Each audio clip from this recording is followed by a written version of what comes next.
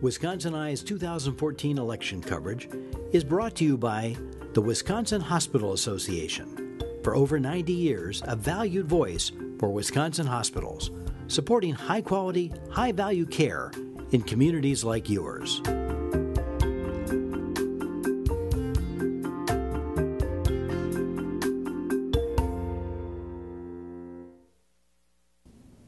Wisconsin Eye coverage of the 2014 elections continues with an interview with Mary Burke, the Democratic candidate for governor. Mary, welcome back to Wisconsin Eye. Well, thanks. It's great to be here. Wisconsin Eye appreciates the support of the Wisconsin Hospital Association, which represents more than 139 hospitals and health systems, for making these candidate interviews possible. Mary, you're about to enter potentially the 43 busiest days of your life, so I want to respect your schedule, so I just have a list of subjects. The first one is it too late to implement a photo ID between now and November 4? Do you hope the Court of Appeals stays that? Well, I am concerned that our clerks can have all the things ready that that make sure that we are not putting hurdles in the way of people voting.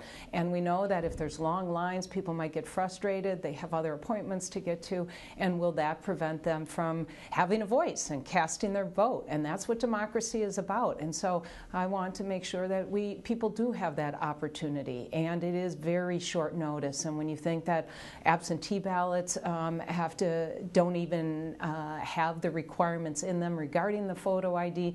These are all things that have to happen in a very short order to make sure that elections are fair and people have that chance to vote. DOT and DHS and GAB say they're working together to implement the photo ID. Are you impressed, or are you fine with the progress that they've announced? Well, I'm still concerned. Let's just say I am concerned. I'm also concerned about whether people will have the chance to get to the DMV if they haven't yet. And some of the DMVs across the state are only open maybe 1 or 2 days a week. Some of them, my understanding, is even just 1 day a month. And I had to go to the DMV a few weeks ago to get another driver's license. It's not something that you can easily do just on your lunch hour. There generally are lines, and there is a wait, and so making sure that it is accessible to people, that it's open the hours that they need to be, and that the lines are not long, and so that they can get in and out on a busy schedule. Final question on this subject: do you think your campaign has more to lose on this issue than the governor's? Well, it certainly affects certain groups of people more than other groups of people, and whether you're a university student and you have to get a new ID for that, whether you're a senior and you don't have transportation to get to the DMV and to do that, there's certainly folks who there's a reason that they don't have a driver's license. They don't need one, or they don't drive, and they don't travel, and it certainly affects folks disproportionately according to some groups. I don't want to get too deep in the weeds on a potential budget deficit. So let's just throw out this premise, because everybody's trading numbers, okay? Sure. If you're elected, and if you're looking at a potential budget deficit in 2015, 2017 of more than $1 billion, would you consider recommending the repeal of some of the 3 tax cuts that have been enacted over the last 20 months? Well, I was concerned when Governor Walker put through these tax cuts. They were based on very rosy assumptions, just 6 months into a 2-year budget cycle. And I don't know about you, but most people don't spend money they don't have. And that's exactly what Governor Walker did. And so it was fiscally irresponsible at the time. And now it's the people of Wisconsin who are going to have to come up with ways to be able to pay for that. And so I want to hold the line on taxes. I mean, I want to be very upfront about that.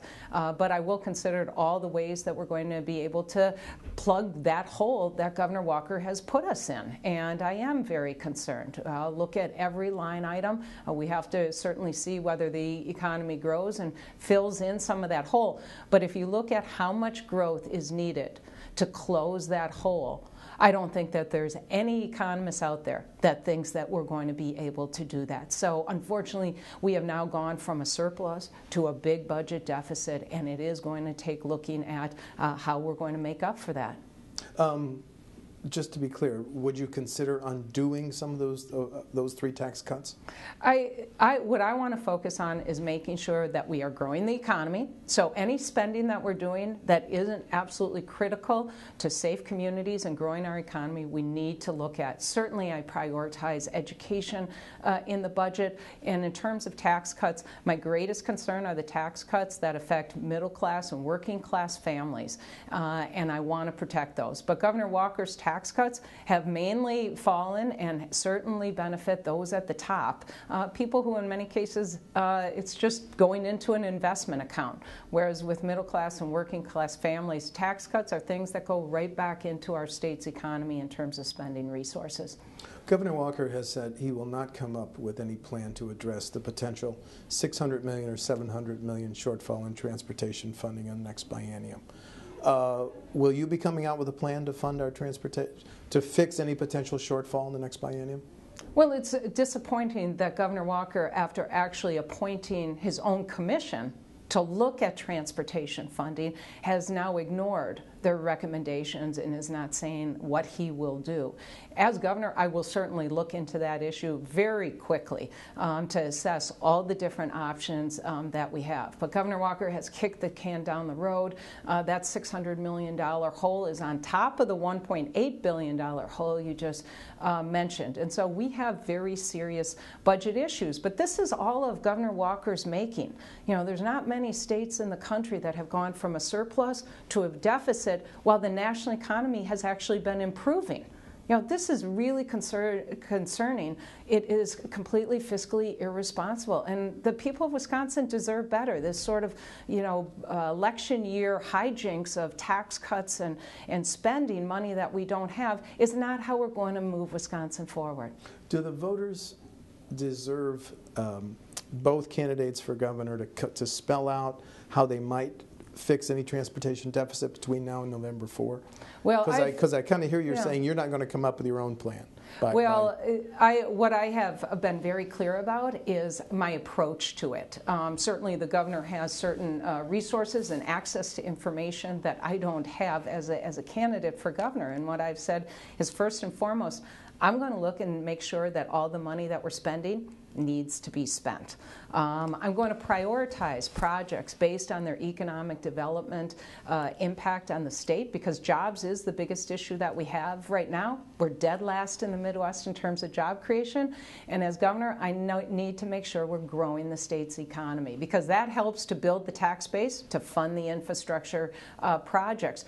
The last thing I would do, if we still are short after prioritizing and considering whether we're really spending the money we need to spend, is then I would look at all the options on the table or a combination of options. But we can't just keep kicking this can down the road as Governor Walker has.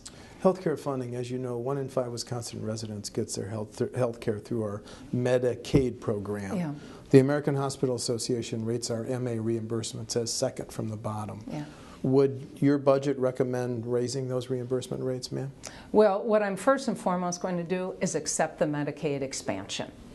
This is money that would come into our economy and make health care more affordable for people. And as I travel around the state, I talk to far too many people who health care is too expensive. I met a couple young, they have their own business, entrepreneurs, and they're actually going without health insurance because it's too expensive for them as a small business. And so as governor, I want to focus on how we reduce the cost of health care, but we also have to make sure that we are reimbursing at a rate that makes sure that doctors are able to see patients with Medicaid. But I want to take an approach and say, how can we use innovative approaches to managed care to make sure that people are able to afford health care, but also that we don't have this ever-increasing amount of our state budget that is devoted to that. But what Governor Walker did in terms of turning down that Medicaid money, over $200 million in this budget cycle alone, I'm a business person, and in the business world, CEOs get fired for that type of fiscal irresponsibility. There's 27 other governors who took this money, including 8 Republican governors. It makes only financial sense. So when we talk about Medicaid reimbursement, it is about the overall amount of support that we're able to get on a federal basis to support this program. Getting ready for this, I cruised through your jobs plan again. Let me ask you this. What do you consider the most important provision in your jobs plan, and why? Steve, it is tough to boil it down to just one because I lay out one five. Or two. Okay, I do lay out Please. 5 core strategies, and this jobs plan was based on my experience as an executive with Trek Bicycle, but also as an entrepreneur who I started my own business when I was in my 20s. So the 2 most important things I would say is, first of all, we have to align our economic development efforts and public policy around our industry clusters, emerging industries, but also existing industries. And I sat down with Michael Porter, who is known throughout the world as a guru on the use of industry clusters to drive strong economic development. And so that's what we have to do. Our challenges are enormous, but I also know that we can overcome them if we do work together and we focus on the hurdles that stand in our way. And so aligning all of our efforts in that way is the smartest approach. It basically grows entire industries, whether it's through research, taking away red tape, making sure that companies have the access to capital, creating the networks between companies. These are all really important things that affect every single part of every business that are within these clusters. It's really a smart way to approach economic development. And then the second most important of the 5, workforce and education. I talk to business people every single day, and they say, Mary, the most important thing to the success of my business and growing the business here in Wisconsin is the workforce that I'm able to hire. Can I hire innovative people? Can I also draw people that I need to hire from elsewhere in the country to bring the best people here in Wisconsin? And do we have the type of communities that they are attracted to? But we have a great university system here, but I'm concerned with Governor Walker's plans, both that he has already cut $250 million in his first budget from the UW system, but also the ongoing plans that look like it is going to shortchange our university system. And we have to make sure that these are economic drivers throughout our state in terms of our communities. And we have that potential, but we have to treat them as such. And that's why my jobs plan is called Invest for Success, because it's about spending taxpayer money wisely, but also knowing where we need to make investments that are going to pay off in terms of that job creation. Were you surprised at that some of your jobs plan had also been recommended by the same consultant in some other races? Well, certainly I was surprised. And as I said, my business experience is what has driven my jobs plan. There's not one idea that's in that plan that isn't there because I believe that it's a good idea for Wisconsin. But I drew on best practices from throughout the country to be able to put this plan together. And that's how we're going to move Wisconsin forward. We should be building on best practices, on ideas that have worked elsewhere. But one of the people who contributed ideas, the consultant that we used, Eric Schnur, should not have used the same language that he used in other plans that he had worked on. And that's why we have cut ties with him. Governor recently announced 3 things. He'd like to drug test those that receive unemployment benefits and other public assistance. He would like to cut from 60 back to 48 the period people would receive those benefits. And thirdly, let's also freeze tuition at the tech colleges. Could you respond to each of those, please? Sure. So, well, first of all, none of us want to see fraud in any of our public assistance programs, and I would certainly work hard to make sure that we do not have that. In addition, certainly we want to have incentives to make sure that people want to work. But the problem right now, the greatest problem that Governor Walker needs to own, is that we're not creating enough jobs to get people back to work. That's the real underlying problem that we have. And so I'm concerned that he is proposing a costly new program of drug testing that actually doesn't address the issue. we have to be smart. This is common sense. This is in the business world what we do all the time. You look at what the problem is, and then you come up with solutions on how to fix that problem. I think he's not identifying the problem correctly, but he's certainly not identifying a solution that is going to address that problem. And it will cost money. And those are precious taxpayer dollars that we should be using in how we're going to create more jobs. A lot of the people on that public assistance on food stamps are hardworking people who actually hold down jobs. There's no issue that they don't want to work. What they are is they're making minimum wage jobs that they're not able to support themselves and their families. That's why I'm in favor of increasing the minimum wage, so people don't have to rely on government assistance. So I think I answered the first one, Steve. What were the other two? Cutting back from 60 to 48 months, period, which people could receive these public assistance. Well, I think the problem there, again, is we don't have enough jobs to get people to work. And we are dead last in the Midwest in terms of job creation under Governor Walker. So 10 Midwestern states, and we're 10th. And we have to be creating more jobs in order to get people back to work. Is drug testing those in public assistance wrong for moral reasons or fiscal reasons? I'm looking at the effectiveness issue, right? And so it's certainly fiscally doesn't make sense, because the research has shown that the money that it saves is more than offset with actually the added expense of doing it. I just look at whether it's needed and whether it's going to be effective. The final part of what he announced, or that I asked about, is also freezing tuition on the tech college campuses. Do you support that? I support bringing down the cost of education, and so I would certainly look at a freezing of the tuition. The only problem is that if you don't add state support to the technical colleges and you freeze their biggest source of revenue, that means your technical colleges, to make up for that, are going to have to cut costs. Now, are they going to do that by cutting important courses that already are filled, like our nursing programs or our welding programs? I hear from industry, they need people in those programs. So a tuition freeze sounds like a great political soundbite, but is it going to actually grow our economy, and is it going to help people get those job skills? It could actually make it more difficult, because of it's going to be cutting courses, or it could result in that. The bigger issue, I think, is we have 41,000 people right now waiting on the wait list for financial based assistance for our tech colleges and our universities, and most of those people are on the wait list for tech colleges. So I want to make sure we're also getting the support to the people who need it the most in terms of getting that education. You've been critical of the governor and those and his aides in terms of their fundraising and ethical standards. So let me ask the question this way. Yeah. What ethical bars would you set if you're elected governor? Well, I'd have a few things in terms of, first of all, I'd move very hard to have complete transparency and disclosure around any campaign-related ads. People of Wisconsin deserve to know who's behind these ads. And what we've seen from the latest John Doe investigation documents around Governor Walker's recall campaign is a $700,000 secret donation from a mining company that has legislation pending. And then after that, actually got to rewrite the rules, and they profited from it.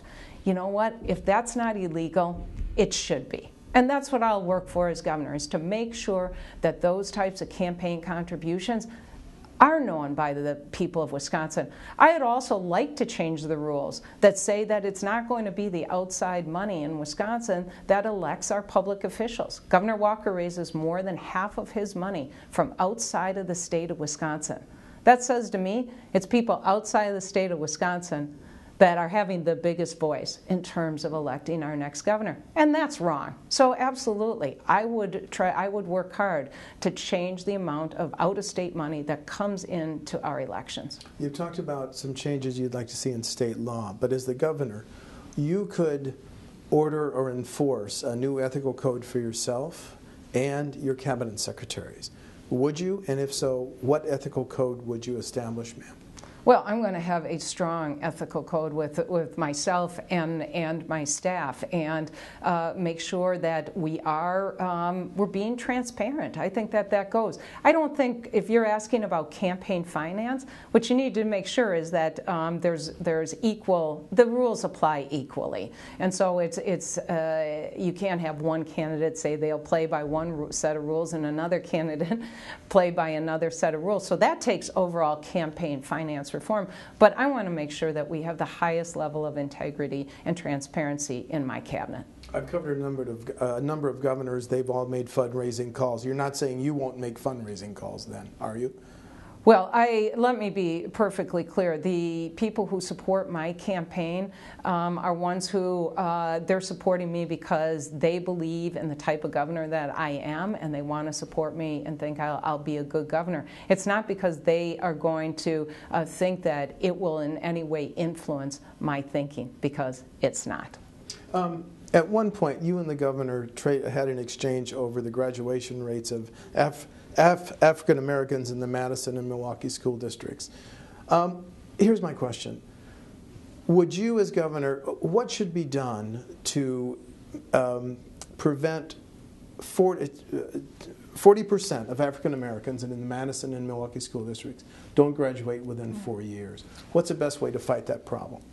Well, Steve, I've been working on this issue actually for 6 years. It is difficult work, but we are making progress here in Madison, and one of the reasons that we are making progress is because of a program that I started. It brought together the Boys and Girls Club and the Madison Public Schools. So this is work where I've been on the ground, grassroots, working on how we change that. We have 750 teens, high school teens in this program this fall, over 200 who have already gone on to college. 90% of the students in this program are most likely the first in their families to earn a college degree, and over 90% of those who graduate from high school enroll in either a technical college or a university afterwards. So we are doing this. I've been working on this, and with a large degree of success.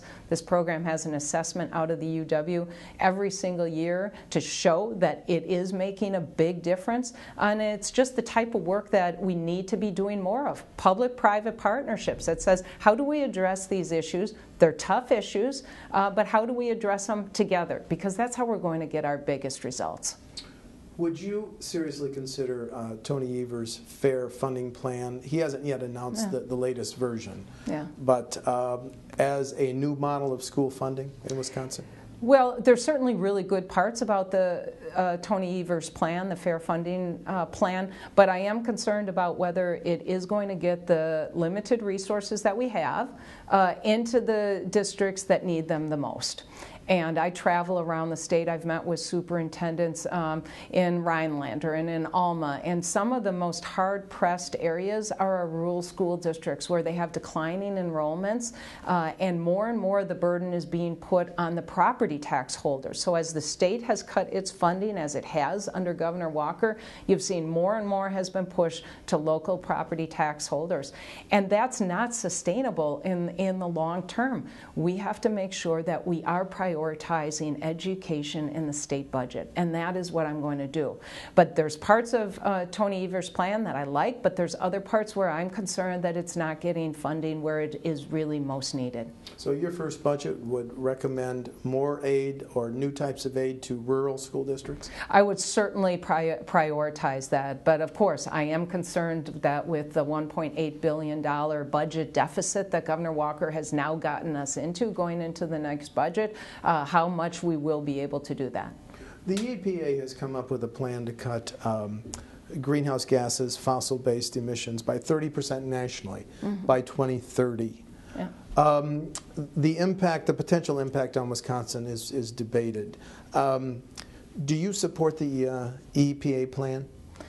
I support it as long as it has the flexibility so that Wisconsin can adapt these rules to make sure that we're not suffering from it. We have industries that are very dependent on energy, and having reasonably priced economical energy in manufacturing, for example, our paper industry. And I met with executives from paper companies, and they are very concerned about whether that would make them less competitive. So these are good paying jobs. As governor, I'm going to make sure that we implement them in a way that isn't going to hurt our competitiveness and our jobs here in the state. But as long as those rules have the flexibility to be able to do that, we're going to work hard to do it. One PSC commissioner said, let's look, when you look at the EPA plan, maybe we should reconsider our ban on nuclear power. Should we? I think we should look at all options, ones that are going to, again, ensure economical, reliable power for the state, that are being done in an environmentally sustainable way, and that certainly are going to be able to make sure that we do meet these requirements. Last week's Charles Franklin poll, 51% of those who responded support the Kenosha casino. That's a little bit higher. It seems to be inching up. Yeah. Would you approve that?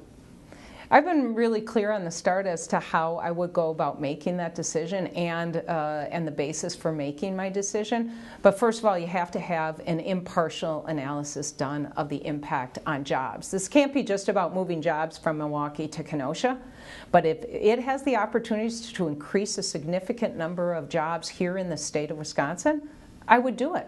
You know, we are in competition with other states like Illinois and Iowa in terms of not just gaming but entertainment. So we have to look at whether that has that possibility. If it looks like it would significantly increase jobs, I would support it. With casinos in New Jersey closing, are you worried that casinos in Wisconsin would be overbuilt? It's a good issue, and that's why you need that impartial analysis. But Governor Walker has had more than a year on this. You know, that's just politics and kicking the can down the road and not being straightforward with people. And if I was governor, I would have, last August when we got notification from the federal government on this, would have undertaken that impartial study. You know, at most that should have been 6 to 9 months, and a decision should have been made. You would make history as the first woman governor. Should all women voters on November 4 vote for you? Well, I'm running to be a governor that would be good for all people of Wisconsin, but it would be very honored to be the first woman governor, and I get to meet young women every day who I'm inspired by, but they also tell me that they're inspired that I have taken this on. Just a few weeks ago, a little girl, she couldn't have been 7 or 8, came up to me. She was holding her dad's hand, and he said she wanted to meet the next president of Wisconsin. She didn't know what a governor was. So, you know, it's exciting. I'd be honored, but I'm running to be a governor for all people in Wisconsin. Final question: in the next 42 days, you'll get a chance to summarize the differences. What's the main difference between you and Governor Walker?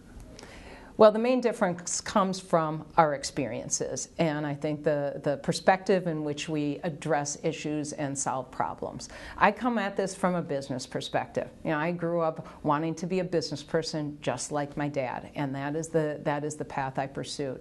So as I come at the role of governor, I come at it from having that business perspective. You know, I don't care whether ideas are Democratic or Republican ideas. I'm just going to go with ideas that are going to work. And then I believe in bringing people together to do that work.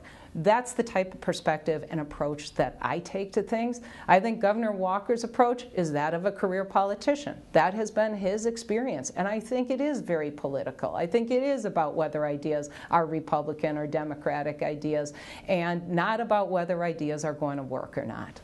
Mary Burke, Democratic candidate for governor, thank you so much for talking to Wisconsin Eye. It's my pleasure. Thanks. Thanks.